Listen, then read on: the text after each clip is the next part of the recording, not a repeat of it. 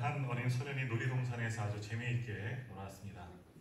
여러 가지 놀이기구를 타면서 또 여러 가지 또 동물들도 보면서 또 퍼레이드를 보면서 정말 정신없이 즐기고 있었습니다. 그런데 그렇게 넋이 나간 채 구경하다가 그렇게 놀다가 그만 부모를 잃어버리고 말았습니다. 항상 부모님이 옆에 있는 줄 알았는데 여러 가지 놀이에 그리고 수많은 놀거리에 시선을 빼앗겼더니 그만 엄마 아빠가 보이지 않는 겁니다. 자, 그러자 이 아이는 더 이상 그 놀이동산이 재미있는 곳이 아니었습니다. 두려운 곳이 되었죠. 조금 전엔 천국 같았는데 이제는 지옥 같은 경험을 하게 된 겁니다. 들고 있던 솜사탕이 그 달콤한 맛도 다 사라져버렸습니다. 그 재미있던 놀이기구도 탈 흥미가 다 떨어졌습니다. 왜 그렇습니까? 엄마 아빠가 없기 때문에 자신을 지켜줄 그런 부모님이 눈에 보이지 않자 혼자 버려진 것 같다, 그런 두려움이 생긴 겁니다. 자, 여러분, 요즘 우리가 세상을 살아가는 사람들의 모습이 바로 이와 같습니다.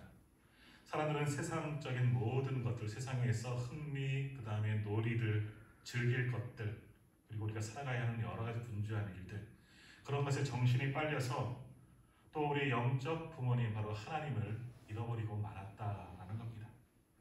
하나님을 만나고 하나님과 교제하는 것도 다 잃어버린 채 세상 속에서 살아간다라는 겁니다. 인생의 솜사탕을 먹고 연애 모락의 재미를 느끼고 쾌락의 롤러코스터를 오르내릴 때 그 속에서 즐기고 그 속에서 만족한 줄 알았는데 돌아보니 하나님을 잃어버린 채 혼자 세상에 버려진 그 모습을 뒤늦게에서 깨닫게 됩니다. 하나님 없는 그 삶은 지옥인데 그것조차 알지 못한 채 그런 고통 가운데, 어둠 가운데 모든 것을 다 빼앗기고 살아가고 있다는 겁니다. 조금 전 이야기 속에 나온 그 아이는 깨달아야 하죠. 무엇을 깨달아야 합니까? 내가 길을 잃었구나. 그리고 내 부모님을, 엄마 아빠를 잊어버렸구나. 그리고 지금 내게는 도움이 필요하다. 누군가 내게 찾아와서 도움을 줘서 내 부모님을 찾을 수 있도록 도움을 줄 만한 사람을 찾아야겠다. 이 소년이 지금 해야 할 일입니다. 마찬가지로 오늘 하나님을 떠난 사람들 모두가 다 잃어버려진 사람들입니다. 그들은 영원히 하나님과 분리될 수도 있는 그런 사람들이죠. 그들은 자기가 버려진 사람들이라는 것을 깨달아야만 합니다.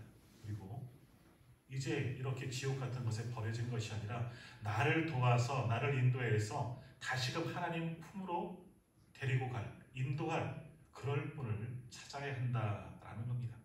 그렇게 누군가 나를 도와줄, 하나님께로 인도해줄 그럴 분을 만나야 하는데 그분이 누굴까요? 그분이 바로 성령 하나님이십니다. 성령님은 잃어버린 사람들을 찾아오는데 아주 전문가이시죠. 물론 우리도 잃어버린 영혼들을 위해서 기도하고 복음을 전하고 그들을 주님 앞으로 인도하지만 그것도 우리의 힘으로 되는 것이 아닙니다.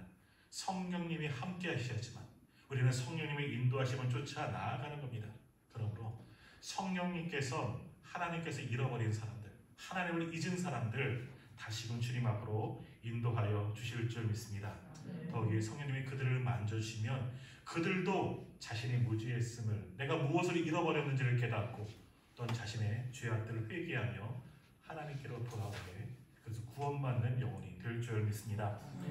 뿐만 아니라 성령님은 우리가 하나님 앞으로 인도하시고 또한 구원받은 성도가 누리는 그 기쁨을 살도록 인도하시는 분도 바로 우리 성령님이십니다.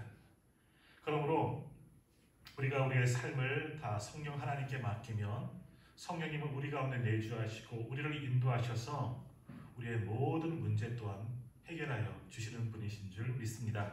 그러므로 우리를 하나님께 맡기십시오. 성령 하나님께 맡기십시오. 나와 함께 하시고 나를 인도하시고 그리고 나를 통해서 놀라운 하나님의 일을 하실 것을 기대하십시오.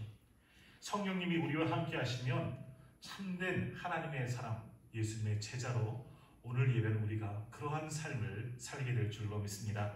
여러분, 오늘도 성령님을 기대하시고 이미 이곳에 오셔서 나와 함께 하시고 내 안에 내주하신 성령 하나님을 믿으시고 그분이 이끄는 대로 살아갈 수 있는 저와 우리 성도님들 다 되시기를 바랍니다. 네. 자, 오늘 본문 우리가 읽었는데 요한복음 16장이죠. 7절과 8절 보시면 예수님이 이제 제자들에게 이런 말씀을 하십니다. 한번 7절, 8절 한번 같이 읽어보겠습니다. 7절과 8절입니다. 그러나 내가 너희에게 실상을 말하오니 내가 떠나가는 것이 너희에게 유익이라. 내가 떠나가지 아니하면 보혜사가 너희에게로 오시지 아니할 것이요 가면 내가 그를 너희에게로 보내리니 그가 와서 죄에 대하여 의에 대하여 심판에 대하여 세상을 책망하시리라. 아멘. 자, 오늘 이 말씀을 보면 예수님께서 제자들에게 말씀하시는데요. 뭐라고 말씀하세요? 7절에 내가 실상 너에게 말하는데 내가 떠나가는 거다. 내가 곧 너희들을 떠날 거다. 그런데 그것이 너희에게 유익하니이다 라고 말씀합니다. 지금 우리가 부활절 이후에 이제 예배를 드리고 있지만 지금 주님께서 이 말씀을 제자들에게 하실 때 아직 십자가 사건이 있기 전이었습니다. 부활 승천하신 후에 내가 이제 떠나갈 거다 이 말씀하신 게 아니라 아직 십자가 사건이 시작되기 전이었다라는 겁니다. 아직 제자들은 예수님의 고난과 체포되시는 것들 그리고 십자가 모든 사건을 아직 경험하지 못한 상태이죠. 아직은 주님과 너무나 좋은 관계에 있고 또 주님하고 있는 것이 너무나 좋고 많은 것을 배우고 또 많은 것을 경험하고 기쁨 가운데 살아갈 때입니다. 자, 그런데 주님께서 말씀하시죠. 내가 떠나가는 것이 유익이다. 내가 조금 있으면 너희를 떠나갈 거야. 근데 내가 너희를 떠나가는 것이 좋을 거야. 참 제자들이 이해할 수 없는 그런 말씀을 하십니다. 아니, 주님이 우리와 함께 하시면 더 좋은 일이지. 우리도 주님 편에 있으면 너무나 감사하고 내가 넘치고 좋은 일들을 가득한데 왜 주님은 갑자기 우리를 떠나실까? 우리가 뭔가 잘못한 일이 있을까? 아마 그런 생각하지 않겠습니까? 자, 그런데 주님은 분명히 말씀하십니다. 내가 떠나가야지만 오히려 너희에게 유익이 된다. 내가 떠나가는 것이 너희가 더 좋은 일이다 라고 말씀하십니다.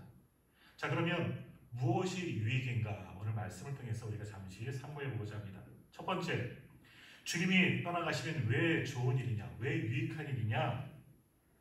주님이 떠나가지 않으면 주님이 계속 그들과 머무시면 그들의 죄의 문제가 해결되지 않습니다. 사실 그렇지 않습니까?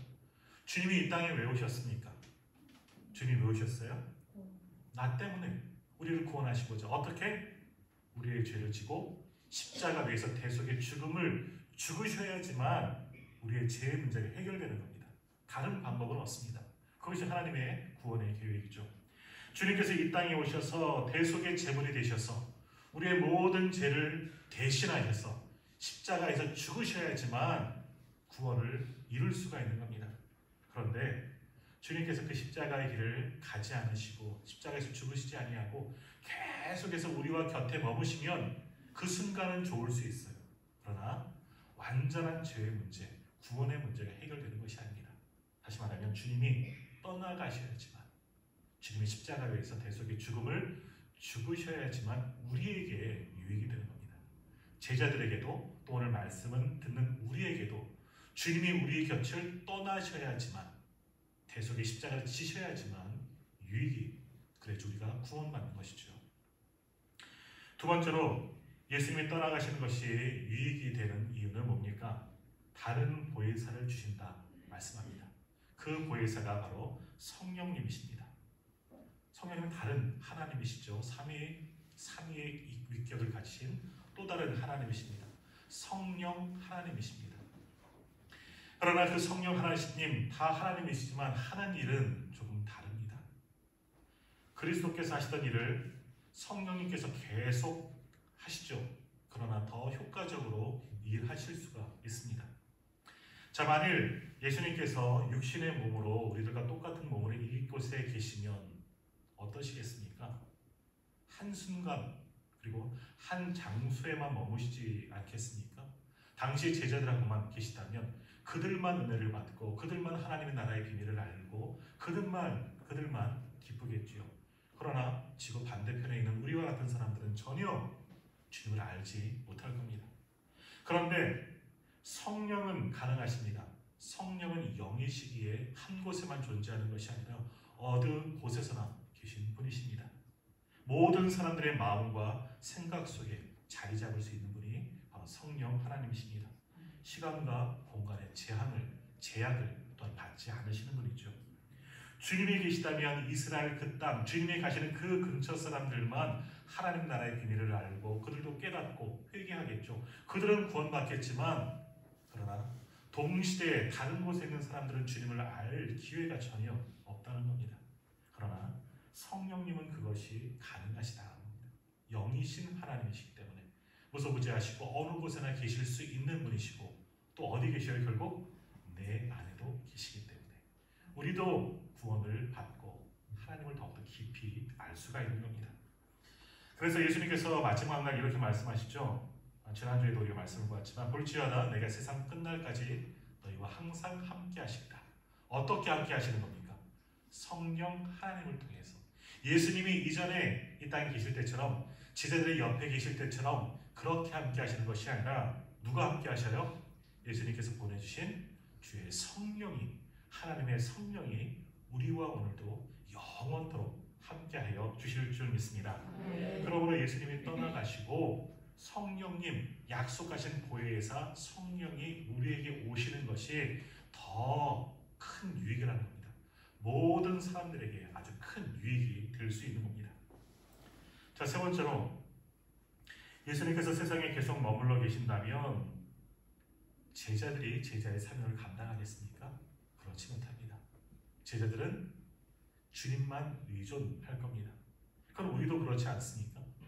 우리도 누군가 우리의 선생님과 함께 있고 우리보다 더 많은 것을 알고 있는 선배라든지 이런 분들과 함께 있다면 그들이 할 것을 기대하면서 우리는 그저 쫓아가지 않겠습니까? 마찬가지예요. 예수님이 제자들과 함께 하셨다면 제자들은 자신들이 해야 할 사람을 낚는 어부의 사명, 제자의 사명을 하지 못합니다. 왜요? 예수님이 하시면 되거든요. 예수님이 가시면 쫓아가고 예수님이 하시면 잠깐 거둘 뿐입니다. 오병이어 사건처럼 주님이 기적을 일으켜서 떡을 나눠주고 물고기를 나눠주면 그거 받아서 나누어주는 것, 그것만 하면 됩니다. 자신들이 주신 사명, 그 직분, 그 능력 감당할 필요가 없습니다. 주님이 다 하시기 때문에. 그러나 주님이 떠나가시면 이제는 성령님이 함께 하심으로 제자들의 사역을 감당할 수가 있는 겁니다. 참된 제자가 되는 것이죠. 주님이 떠나가지 않으셨다면 베드로의 그 오순절 설교, 3,000명을 회심시킨 그러한 기적 같은 그런 말씀도 이루어지지 않았을 겁니다. 예수님 하세요. 주님이 하세요. 제가 뭘 주님이 계신데 다 빼지 않겠습니까? 다른 모든 제자들이 그렇게 죽기까지 그렇게 십자가의 사명을 감당한 그 사명 주님이 계셨다면 하지 않았을 겁니다. 그런데 주님이 떠나가셔서 하늘나라에 가셔서 하나님 보좌 우편에서 지금도 중보하시기 때문에 그리고 이 땅에 남겨진 사명은 모든 전도의 사명, 땅끝까지 복음을 전하는 사명은 이제는 제자들이 할 수가 있었던 겁니다. 그렇게 성령님이 함께 하셔서 그런 사명을 감당할 수 있도록 능력을 더하셨기 때문입니다. 주님이 떠나가셔야지만 제자가 제자의 사명을 감당할 수 있는 것, 그것이 세 번째 유익이라 할 수 있습니다. 그렇게 주님께서는 이제 본인이 자신이 떠나가셔야지만 죽으시고 부활하시고 승천하셔야지만 오히려 우리에게 유익이라는 겁니다. 그래야지 더 많은 곳에 복음을 전하고 더 많은 곳에 성령님이 역사하시고 더 많은 일이 주님께 돌아오는 역사가 일어나기 때문이죠. 자, 이제 그렇게 말씀하신 후에 이제 성령님이 오셔서 하실 일을 예수님께서 계속해서 말씀하십니다. 8절에서부터 11절까지 이제 말씀하시죠. 먼저 8절 말씀을 보면 예수님은 성령님이 하시는 세 가지 일에 대해서 말씀하시는데요. 그 일은 뭡니까? 죄에 대해서, 의에 대해서, 심판에 대해서 세상을 책망하시겠다. 그렇게 말씀하십니다. 그리고 9절에서 11절까지에서는 그것이 무엇인지 조금 더 구체적으로 설명하고 계신데 말씀 한번 읽어볼까요? 9절에서 11절까지의 말씀 한번 같이 읽겠습니다. 죄에 대하여라 함은 그들이 나를 믿지 아니하니요 의에 대하여라 함은 내가 아버지께로 가니 너희가 다시 나를 보지 못하니요 심판에 대하여라 함은 이 세상 임금이 심판을 받았습니다. 아멘. 물론 주님께서 조금 더 구체적으로 말씀하시지만 아직 제자들은 이해하지 못합니다. 물론 우리도 이 말씀을 잘 이해하지 못할 겁니다. 자, 9절에서 말씀하는 건 뭡니까? 성령님께서 무엇에 대하여 책망하신다? 죄에 대하여서. 성령님이 하시는 일이 뭐냐? 첫 번째, 우리로 죄를 깨닫게 하시는 그 일을 하시겠다는 겁니다. 자, 근데 죄가 무엇입니까? 여기서 성경에서 오늘 말씀하고 있는 죄란 무엇이겠습니까? 세상적인 그런 죄, 요즘에 아주 흉악한 범죄들이 있죠. 미국에서는 총기 사건도 있고 이런 것만이 죄가 아닙니다. 이런 것도 물론 죄이지만 정말 성령님께서 지금 예수님께서 말씀하시는 그 죄, 성령님께서 오셔서 우리를 깨닫게 하시는 죄는 우리가 하나님을 믿지 않는 것, 우리의 구원자 예수님을 믿지 않는 것, 그것이 죄입니다. 그런데 성령님이 하시는 일은 뭐예요? 우리로 하나님을 믿게 하는 일을 하신다는 겁니다. 아, 내가 죄악 가운데 있구나. 소위 말하는 지금 범죄가 아니라 내가 하나님을 모르는 그런 무지, 내 죄를 회개하지 않고 내가 지옥에 빠지는데 그것도 모르고 여전히 내가 죄 가운데 있구나. 성령님께 오셔서 우리의 마음을 주장하시고 감동을 주셔서 내가 죄를 죄로 알고 믿게 하는 일들을 하신다라고 말씀하십니다. 자, 오순절 성령 사건 이후 베드로가 성령 충만하여 오순절 설교를 하죠. 사도행전 2장과 3장에 나옵니다. 그때 베드로가 설교하는 가운데 유대인들에게 이런 말을 선포합니다. 너희가 십자가에 못 박은 예수를 하나님이 살리셨다, 부활시켰다. 너희가 십자가에 못 박은 예수를, 너희가 예수를 죽였다 하는 말 아닙니까? 자, 근데 그 말을 들은 유대인들이 뭐라 그럽니까? 아니야, 우리는 안 죽였어. 왜 우리를 욕하느냐? 그러지 않았습니다. 그들의 반응이 뭡니까? 어찌할꼬? 우리가 죄를 지었으니 어찌할꼬? 우리가 예수님을 십자가에 못 박았으니 어찌할꼬? 회개하기 시작합니다. 성령이 붙잡은 베드로를 통해서 성령이 강권적으로 전하시는 말씀을 선포하니 그 말씀을 들은 사람들도 성령이 그들의 마음을 감동시키니 죄를 깨닫게 된 겁니다. 불과 이 일이 한 50일 정도밖에 지나지 않습니다. 예수님을 십자가에 못 박은 사건이 한 2달도 채 되지 않은 상황 가운데 이루어진 일입니다. 2달 전에는 예수님을 십자가에 못 박으면서도 그들이 죄인 줄 알지 못했는데 성령이 강권적으로 역사하시자 베드로가 전한 말씀을 듣고 깨달은 거죠. 내가 죄를 지었구나. 내가 무지하여, 내가 흉악하여 우리의 구원자 예수 그리스도를 십자가에 못 박은 자가 바로 나였구나. 내가 죄인이구나. 이와 같은 일이 일어나는 겁니다. 그들이 자신의 모든 모습들, 실제로 그들이 예수님의 손에 못을 버리고 발에 못을 박은 것은 아닙니다. 그러나 그러한 마음을 품고 있었죠. 그제서야 성령님이 역사하시니까 그들이 깨닫고 내가 죄인입니다. 이런 나를 어찌하면 좋겠습니까? 울며 탄식하며 회개하게 된 겁니다. 성령님이 이러한 일들을 하시는 거죠. 우리 가운데 오셔서 내가 죄인임을, 내가 예수 그리스도를 못 박은 자임을, 정죄한 자임을 깨닫고 하나님을 믿지 못하는 나를 알고 깨닫게 하셔서 주님 앞에 돌아오게 하는 그 일을 우리 성령님께서 하신다는 겁니다. 자, 이 일은 2000년 전에만 있었던 일이 아니라 언제? 오늘 우리에게도 일어나는 일입니다. 마찬가지로 성령님은 지금도 우리 가운데 오셔서 예수 그리스도의 2000년 전에 있었던 십자가의 사건이 오늘 나를 위한 사건인 것을 깨닫게 하십니다. 그리고 나를 만져주셔서 내가 죄인인 것을 깨닫고 회개하고 주님께 돌아오도록 우리를 주장하시는 분이 바로 성령 하나님이 하시는 일이십니다. 자, 10절 말씀에 보면 성령의 두 번째 일은 뭡니까? 의에 대해서 말씀하신다고 하십니다. 자, 의의 10절 말씀 보십시오. 의에 대하여라 함은 내가 아버지께로 가니 너희가 다시 나를 보지 못함이요 라고 말씀하시죠. 내가 아버지께로 간다 하는 이 말씀에 담겨진 뜻은 무엇이겠습니까? 예수님께서 무엇을 해야지 하나님 아버지께로 올라가실 수가 있습니까? 죽으셔야지. 죽음이 먼저 필요한 겁니다. 다시 말하면 내가 아버지께로 간다는 것은 내가 세상 죄를 지고 죽는다 하는 이야기입니다. 자, 당시 사람들은 예수님은 죄인이기 때문에 죽는 줄 알았습니다.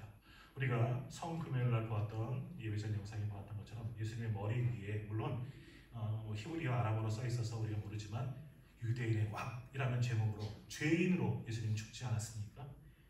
당시 사람들은 예수가 죄인이기 때문에 죽는 줄 알았습니다. 그런데 성령 하나님이 깨닫게 하시는 거죠. 아니다. 예수님은 너희를 살리고자 하나님의 의로 인하여 죽은 자다. 하나님의 아들을 너희가 죽인 것이다. 그것을 깨닫게 한다는 겁니다. 그러므로 십자가 사건은 뭐냐? 하나님의 의가 드러났다는 겁니다. 그러므로 10절에서 말씀하는 것, 내가 아버지께로 간다 하는 것은 십자가 사건을 이야기하는 것이죠. 십자가의 대속, 하나님의 그 놀라운 의, 하나님이 죽으신 그 사건, 바로 우리를 살리고자 하나님의 의를 일으킨 그 사건, 대속의 죽음을 또 한 번 이야기하는 겁니다. 그러므로 성령님께서 우리에게 오셔서 의를 깨닫게 하신다 하는 말씀은 하나님의 의, 십자가의 놀라운 구원의 비밀을 우리로 알게 하신다. 그것을 의미하는 것입니다. 그렇게 성령님 두 번째 하시는 일, 하나님의 의, 바로 십자가의 의를 이 땅 가운데 우리 모두에게 알게 하시는 사역을 하신다라고 말씀하시죠. 세 번째로 성령이 하시는 일은 11절 말씀입니다. 11절 말씀 한번 보십시오. 심판에 대하여 하면 이 세상 임금이 심판을 받았습니다. 역시 예수님의 십자가 사건을 이야기하는 것이죠. 이 세상 임금이 심판을 받았다. 왕으로서 심판을 받았다. 이 땅에 정말 진정한 왕은 당시 로마의 황제 가이사도 아니고 유대인의 왕 헤롯도 아니고 누구예요? 예수 그리스도인데 너희가 왕을 심판하였다. 너희가 하나님을 법정에 세우고 하나님의 아들을 정죄하고 너희가 그를 법정에 세웠지만 성령님의 눈으로 바라보면 우리가 정말 진정한 우리의 구원자 왕을 재판하게 된 겁니다. 그것을 알게 하신다는 겁니다. 그리고 결국 우리는 하나님의 심판대 앞에 설 수밖에 없는 그러한 죄인이다. 그리고 누구도 심판을 면하지 못할 것이다. 이것까지도 알게 하신다라는 겁니다. 그래서 예수님께서는 성령이 오는 게 우리에게 유익인데, 그럼 성령이 오셔서 우리에게 무슨 일을 하시느냐? 우리로 죄를 깨닫게 하시고, 그리고 하나님의 의, 십자가의 의를 깨닫게 하시고, 그리고 우리가 예수님을 심판하고 십자가에 죽었음을, 그리고 심판대를 면할 수 없다는 것을 우리로 알게 하신다. 그것이 이제 성령의 사역이라 말씀하십니다. 그런데 당시의 제자들, 지금 우리도 말씀을 듣고 읽고 있지만 사실 그렇게 깊이 이해가 가지 않습니다. 더군다나 아직 십자가를 경험하지 않은, 십자가 사건과 부활 사건을 경험하지 않은 제자들은 예수님의 이 말씀이 무엇인지 이해할 수가 없습니다. 그래서 12절, 13절 말씀 한번 보십시오. 주님께서 계속해서 이렇게 말씀하시죠. 내가 아직도 너에게 이를 것이 많으나 지금은 너희가 감당하지 못하리라. 그러나 진리의 성령이 오시면 그가 너희를 모든 진리 가운데로 인도하시리니 그가 스스로 말하지 않고 오직 들은 것을 말하며 장래 일을 너에게 알리시리라 말씀하십니다. 제자들은 지금 주님의 말을 듣고 있지만 아직 이해가 잘 가지 않습니다. 아직 어린 아이와 같은 믿음의 사람들이기 때문이죠. 주님의 이 깊고 심오있는 말씀을 하시지만 그들이 완전히 이해할 수 없습니다. 아직은 십자가도 보지 못하였고 십자가 주는 의미도 알지 못하기 때문에 주님께서 말씀하시는 것 도저히 이해할 수 없는 그런 상황이었습니다. 그런데 성령이 오시면 진리의 영이시기 때문에 이 말씀을 깨닫을 날이 너희가 있을 것이다. 지금은 어렴풋이 아는 것 같지만 사실 너희가 잘 이해가 되지 않지만 많은 시간이 지나면 성령이 너를 깨닫게 하셔서 예수님이 하셨던 그 말씀이 이거구나. 예수님이 우리에게 보이신 모든 사건이 이렇게 우리를 구원하시기 위한 사건이구나. 성령이 너희를 깨닫게 하실 것이다. 그것이 또한 성령의 사역이다 라고 말씀하는 겁니다. 이것은 오늘 우리도 마찬가지입니다. 우리가 예수 믿기를 시작했다고 해도 우리가 다 아는 것은 아니죠. 하나님이 누구신지, 예수님이 누구신지, 성령 하나님이 누구신지 우리는 잘 모릅니다. 십자가 사건, 2000년에 있었던 그 사건, 오늘날 내가 믿기 참 어렵습니다. 예수 믿기 시작한다고 바로 구원을 믿는 것이고 내가 천국 갈 것을 믿는다, 그것은 참 쉬운 일이 아닙니다. 그런데 내 머리가 이해는 되지 않고 내 지금까지 살아왔던 내 사고가 그것을 믿지 못하게 만들지라도 그러나 교회 다니면서 계속해서 말씀을 듣다 보면 그리고 기도하다 보면 깨달을 날이 있다는 겁니다. 그것이 성령님께서 감동시켜줄 때가 있다는 것이죠. 우리 가운데 임재하셔서 성령님 우리에게 늘 말씀하시는 분입니다.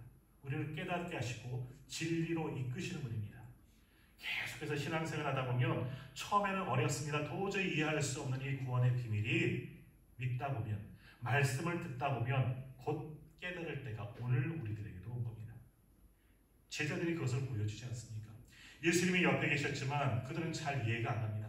여러 번이나 십자가 사건을 말씀하셨지만 제자들은 그거 이해하지 못하고 왕으로 오신 권세자로 오신 예수님만 알고 좋은 자리 차지하려고 마지막 순간까지 다 그렇게 싸우던 제자들 아니었습니까? 그런데 그들이 언제 깨닫게 됩니까? 예수님이 십자가 사건 이후에 부활하시고 승천하시고 약속하신 성령을 오순절 받고서야 그들이 이 모든 놀라운 비밀을 알게 된 겁니다.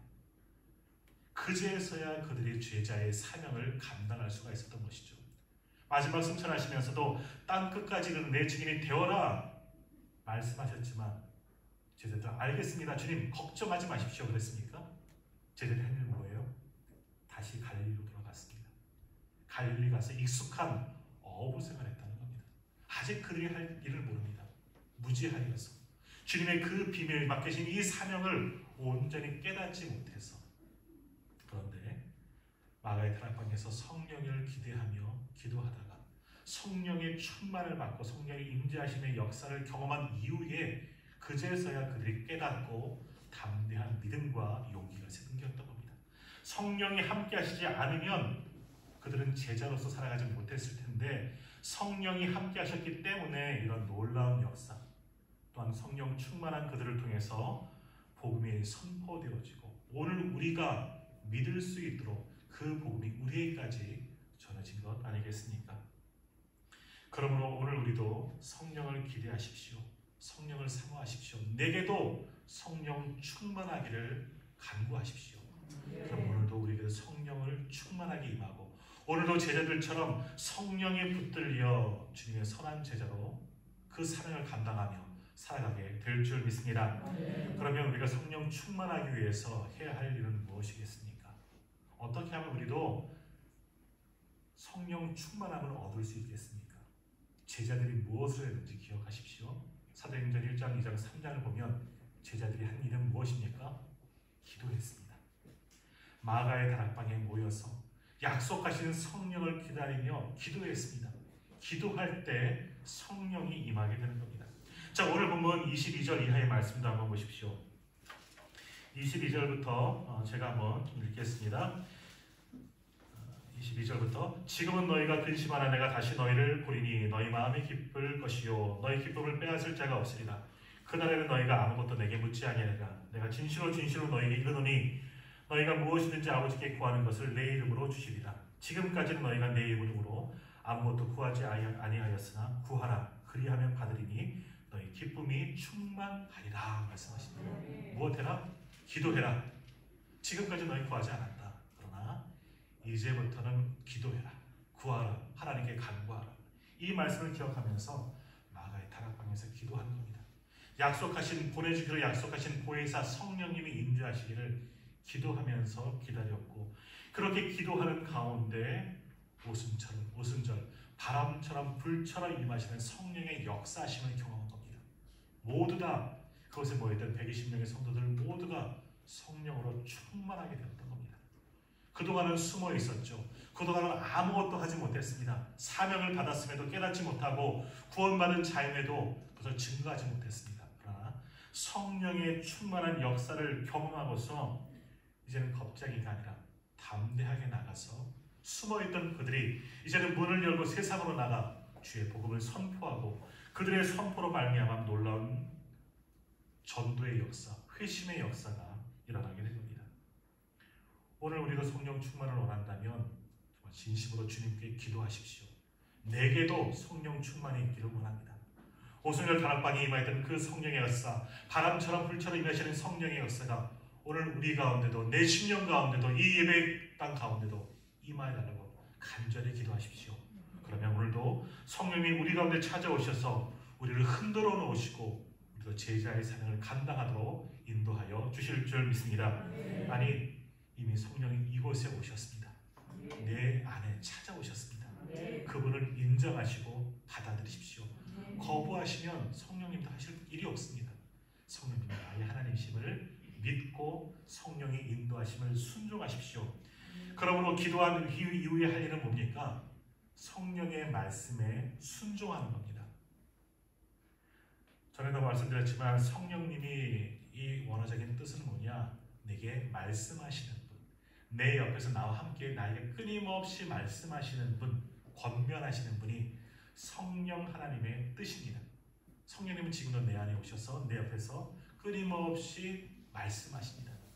예수님의 이 말씀, 이 성경의 모든 비밀들을 알게 말씀하시는데 우리가 귀를 막고 마음을 닫고 그 말씀을 거부하면 내가 성령의 사람이 될 수가 없는 것이죠. 이제 내 귀를 열고 마음을 열고 그 말씀을 받고 심으십시오. 그러면 내가 성령의 사람이 될 수가 있는 겁니다. 말씀을 들어야지만, 그리고 그 말씀을 순종해야지만 성령의 사람으로 진정한 주님의 제자로 살아갈 수가 있는 겁니다. 그러므로 성령을 충만하도록 먼저 기도하시고 그 다음에 성령의 임재하심을 믿고 성령이 말씀하신 대로 순종하는 삶을 살 수 있는 우리 모두가 다 되시기를 간절히 소망합니다. 그럴 때 오늘 주님의 제자가 되어 땅끝까지 이르러 주님의 복음을 증거하는 이 사명을 감당하게 될 줄 믿습니다. 이제 우리 교회가 작년부터 복지였던 이 코로나 사태 속에서 지금까지 신앙생활하고 있습니다. 뭐 다른 성도들도 마찬가지입니다. 그러나 아직도 이 코로나 이 바이러스가 사라지지 아니하고 여전히 우리를 얽어매고 있는 이 상황 속에 있습니다. 요즘 또다시 확진자가 많이 늘어나 또 4차 유행은 되는 것을 아는지 염려가 되지요. 그러나 이 코로나가 주는 그 위협과 그 공포 속에 우리가 놓친 것이 있습니다. 무엇입니까? 우리의 믿음을 잃어버리고 말았습니다.